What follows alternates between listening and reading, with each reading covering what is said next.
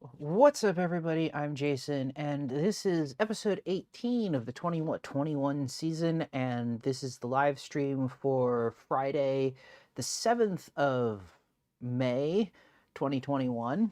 And I have two things on the agenda, if you will, for today. So, first off, I want to talk about a little more information that's come out about the EOS R3.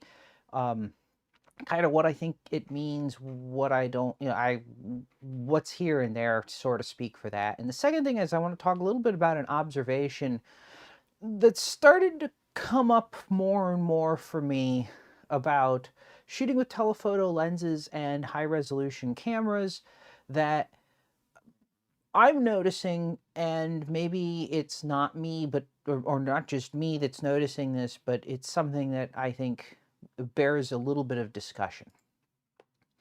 So, with that said, let's jump right in. So, um, photowebexpo.ru had an interview with the Russian, uh, hmm, the the head of product and consumer expertise for Canon Russia. And they had a number of questions. This is coming through Canon Rumors and Google translating the original interview. No idea how accurate that is specifically, but they had a number of questions about various things, and some of those were about the EOS R3. So this is the camera Canon's announced. It really looks like the flagship camera, but according to this higher up in Canon Russia, it's not. It's a new tier of cameras that's supposed to be seated between the EOS R5 and the EOS R1. So the R1 still isn't even like on the radar yet, and the R3 is this I don't even know what to call it, really. Now, I've seen people talk about how this makes sense because Canon used to have an EOS 3 and the 3 was above the 5, and except that wasn't really the case, because if you go back and you look, because I remember the EOS 3, and at least when I went back and was looking through Canon's product line, when the EOS 3 was on the market, they didn't have a 5. The EOS 3 was pretty much the EOS 5 series. There was the 1, and then the 3, and then you got into the more consumer level film cameras. When the 5D came to market in digital, there was no more EOS 3 or EOS 3 tier, and it went 1D, 5D. Now, there's a certain angle for me where this whole thing makes sense, except it doesn't. In fact, it doesn't really make sense to me, I guess, in any respect. I've said this before, but the situation with digital cameras, standalone digital cameras, lots of people like to talk about how the smartphone market has decimated the camera industry and blah blah blah, and all the companies are going to go out of business, blah blah blah blah blah. The reality of though is, a smartphone is not a mirrorless or an interchangeable lens camera. It's an inferior platform for that kind of photography. The What the smartphone, in my opinion, has done has pushed the standalone cameras up market. So what used to be, oh, I need a point and shoot just to take pictures, is I use my smartphone. If I'm buying a camera, a standalone camera, it's because I have a serious interest in photography that I can't satisfy with a smartphone. So a bigger sensor, higher frame rates, higher resolution, better image quality, shallower depth of field, whatever, pick your choice. And so everything kind of goes up tier. So your point and shoot, entry level point and shoots go away. Your high end point and shoots are the new entry level. Your entry level DSLRs are up a tier functionally up a tier. So your Rebels have to be more like a Canon Rebel has to be more like a 90D class camera. The 90D has got to be more like a 7D class camera. The everything kind of cascades up. I mean, at least that's how I look at this.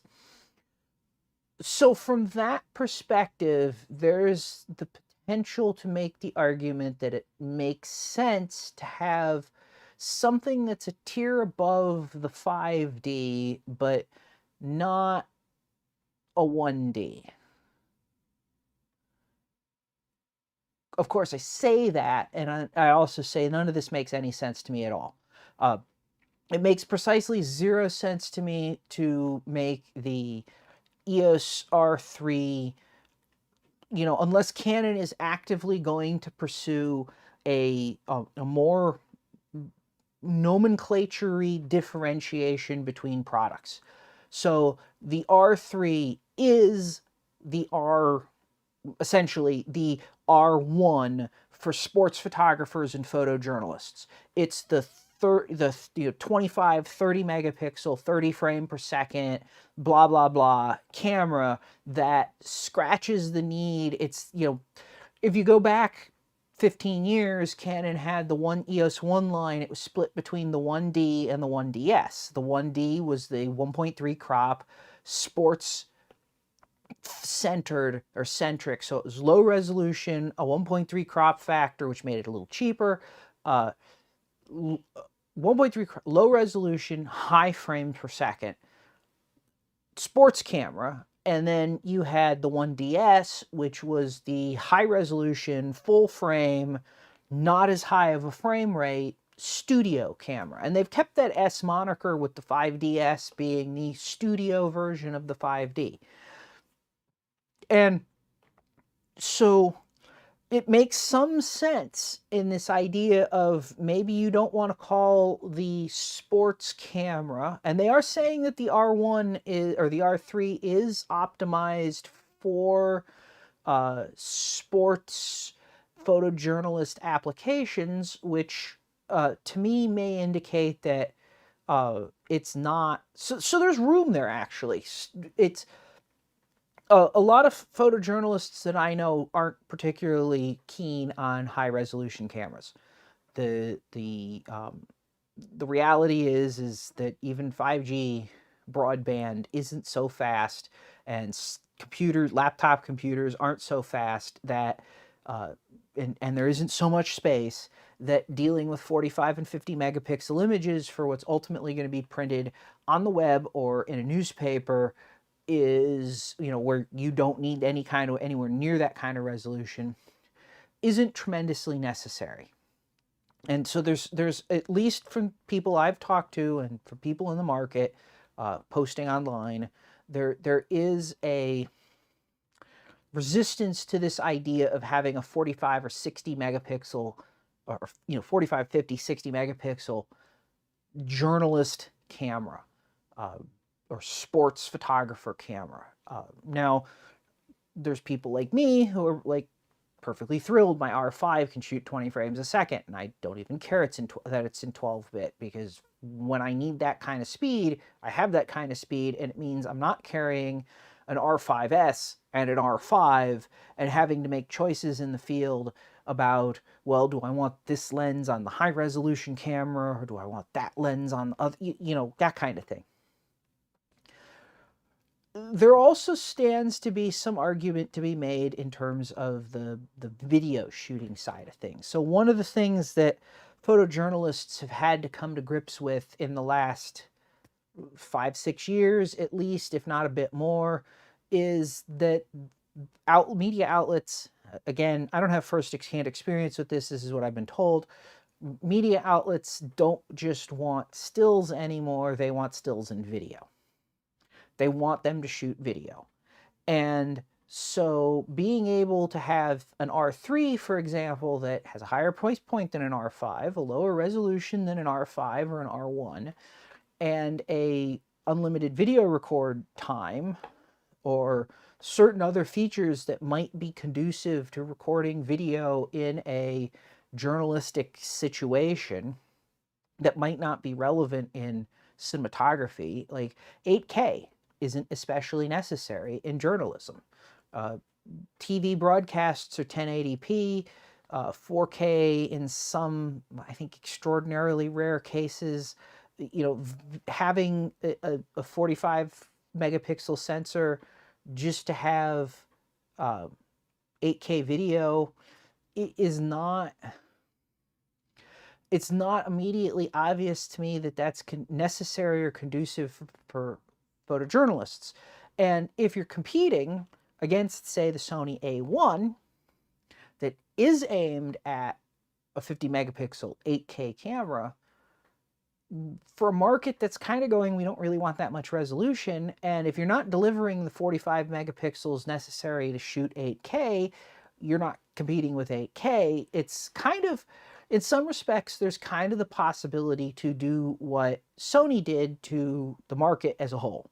So Sony couldn't compete with Canon and Nikon in DSLRs.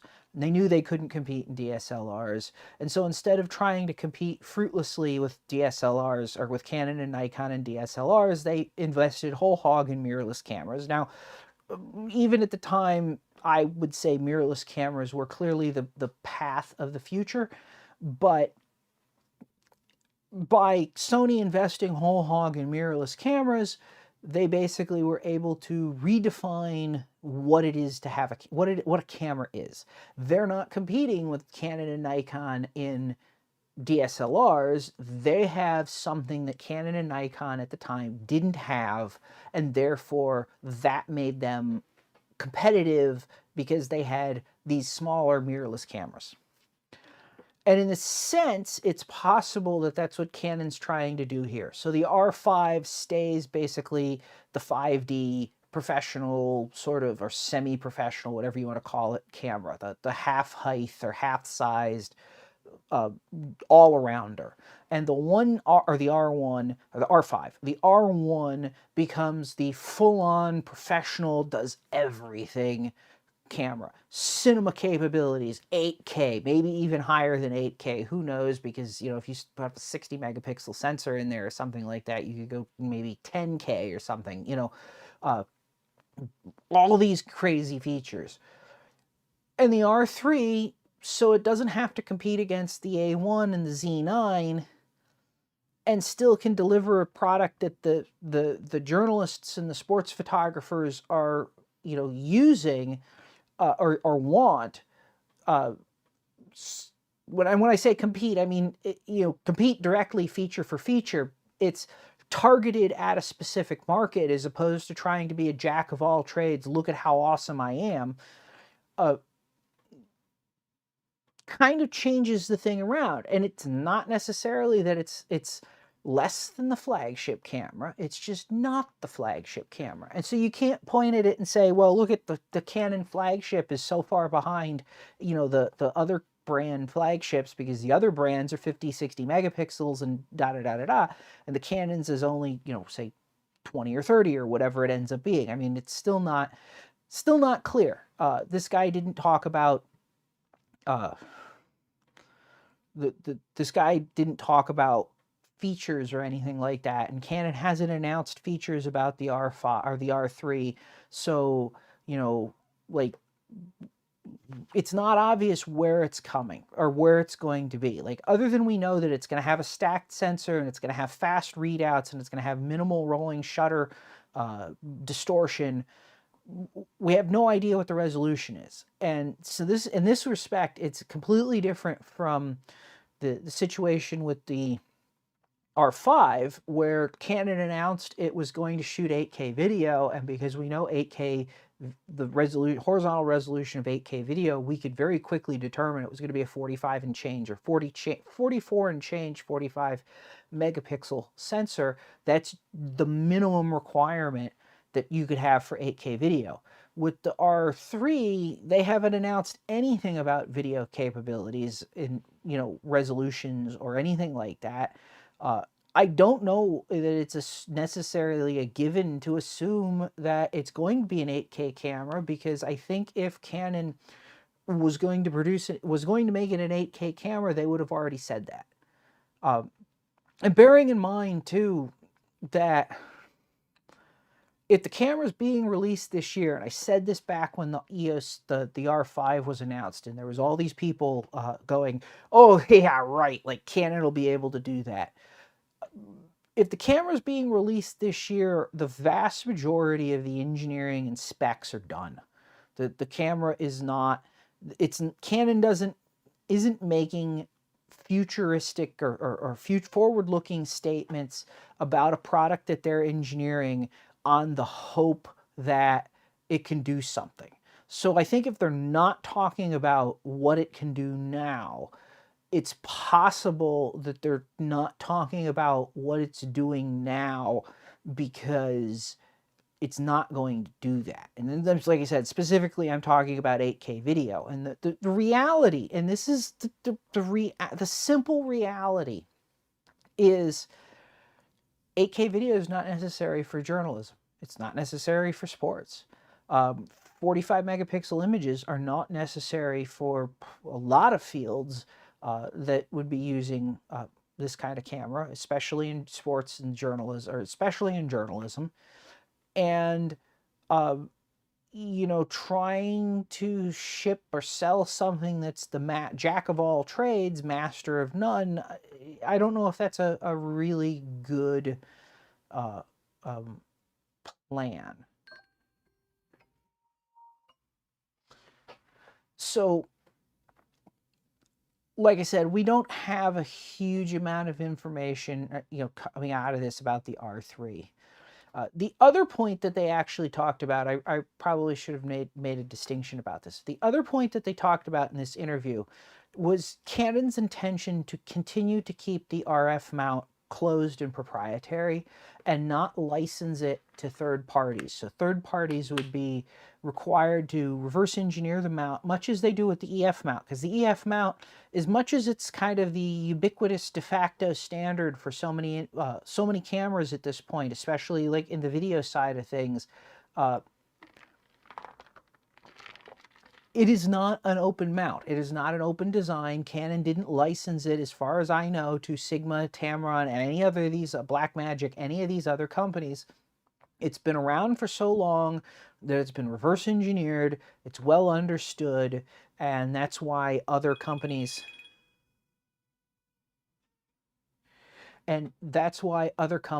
are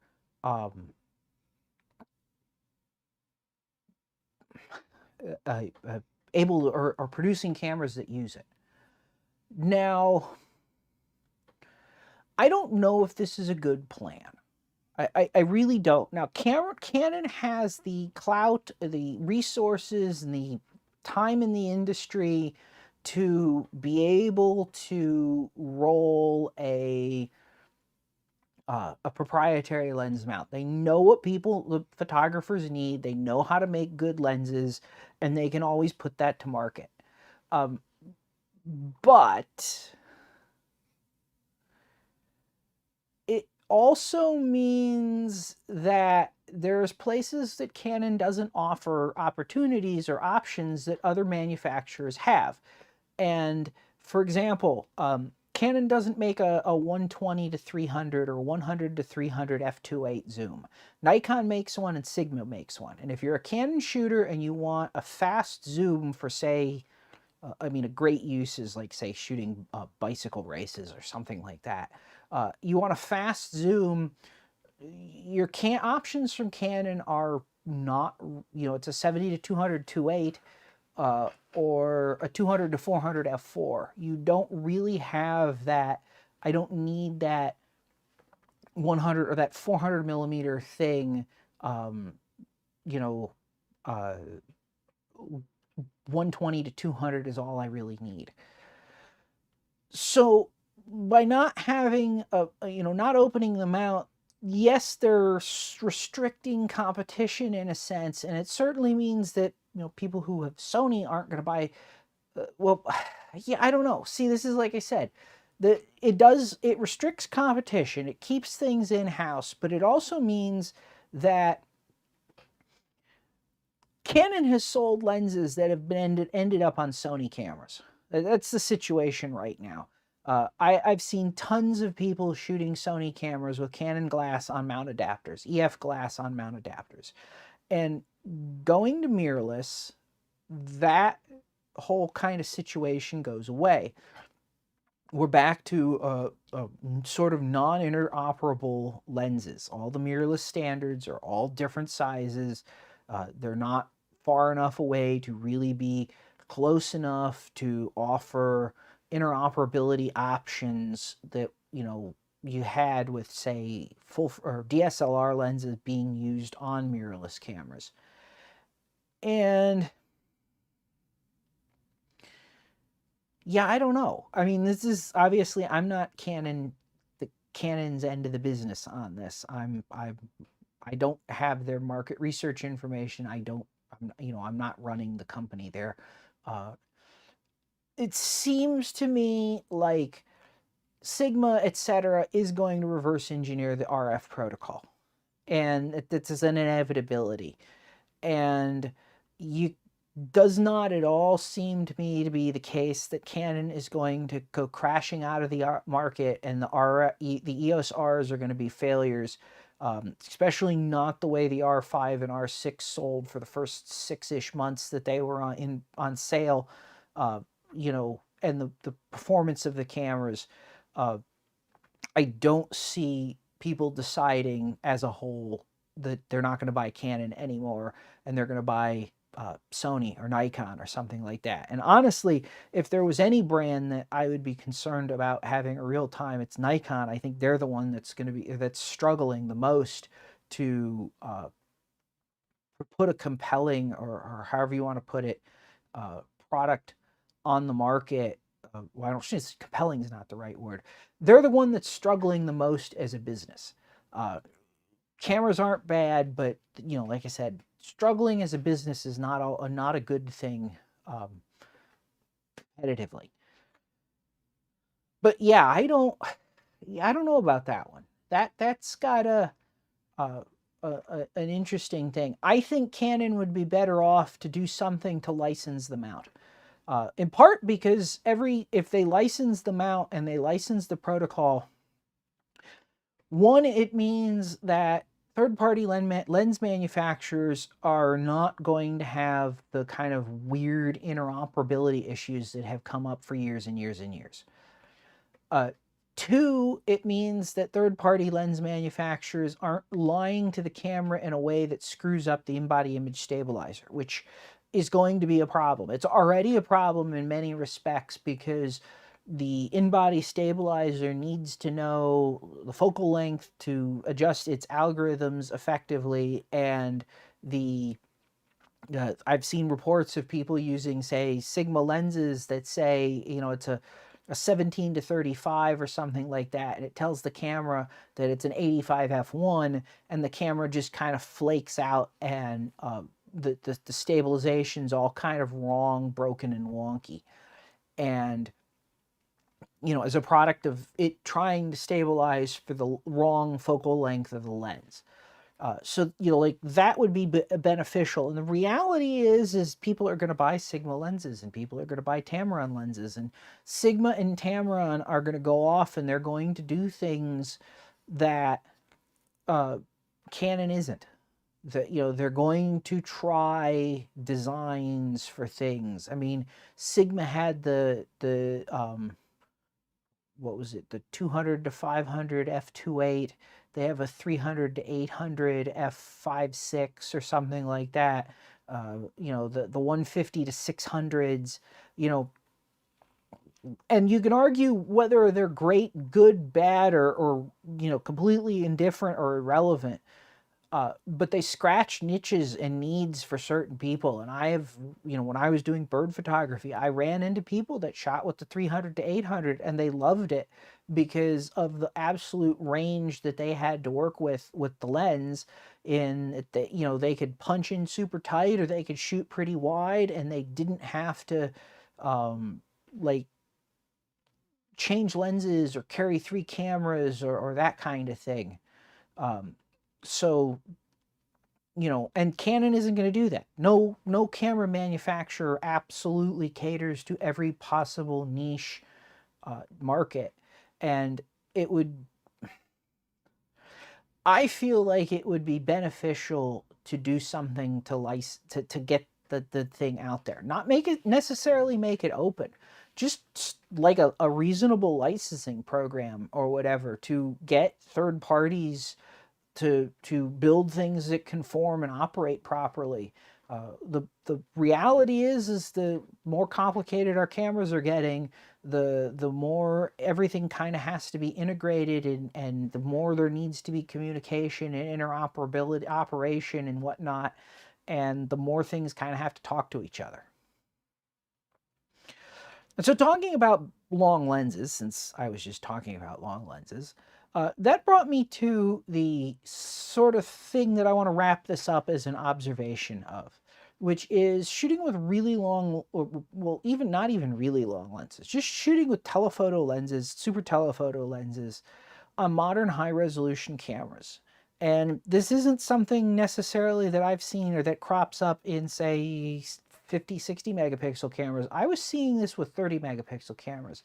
And that is the impact of the obvious visual impact of atmospheric distortion. So heat, haze, shimmer, seeing is the astronomy world would call it, on images.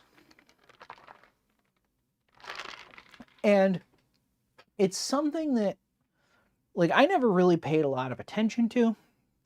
And prior to shooting outside with a 45 megapixel camera, I had only really seen it in 2 instances on my 5Ds at 30 megapixels, and I'd never seen a problem whatsoever on my 5D Mark IIIs at 22 and my 10 megapixel cameras before that. But at distance, in the heat, atmospheric distortion becomes another one of those great things that limit resolution.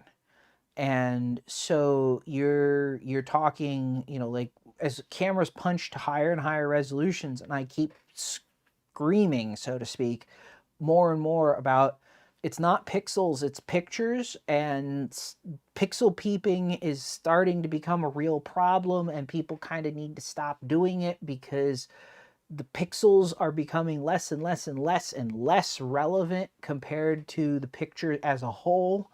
And our software makers like Adobe need to catch up because they're still very much operating in a pixel-centric world, and they're still very much you know, looking at things and talking about things, and you know, like sharpening is being done at the pixel level. Noise reduction, you got to look at it at the pixel level. Pixel, pixel, pixel. And the, you know, as pixels get smaller, the ability to have sharp enough glass to have pixel sharp images kind of starts going away. And the ability to get sharp images without atmospheric distortion. This is just another layer on the layer upon layer upon layer of things that limit what your camera can do, or what you can do with your camera, or how good your camera is. And I noticed this because I've been shooting some aircraft, air show stuff, and I'm many hundred feet away from the airplanes. And when they're within maybe 1,000, 1,500 feet, something like that, I get really nice pictures, really sharp. You can read the writing, you know, on the fuselage, everything. Go beyond that, you know, when they're a mile, you know, half mile, a mile away, or half mile away probably, it's not good. And it's not focus error, because the major major structural elements like a wing is sharp. It's not the edge of the wing is not several pixels wide or out of focus. It's not motion blur because everything is super like consistent. It's there's no distortion over a distance, and plus I'm shooting at fairly high shutter speeds, 2,000th of a second. You know, and like I said, the problem goes away the closer they get, and the less atmosphere I'm shooting through. And when it's 85, 90 degrees out and humidity is 60, 70% or something like that, and you're shooting through a half mile or more of this, it's to be expected, really, except I wasn't expecting it. And that's why I'm talking about it, is that, again, as we go to higher and higher resolution cameras, these kinds of issues become more and more obvious. They become more significant in terms of limiting what we can see or what we can do or what we get in our images, how good our images are. So anyway, that's it for this week. I'm going to wrap it up here. As always, thanks for watching. I will see you again next week. Later.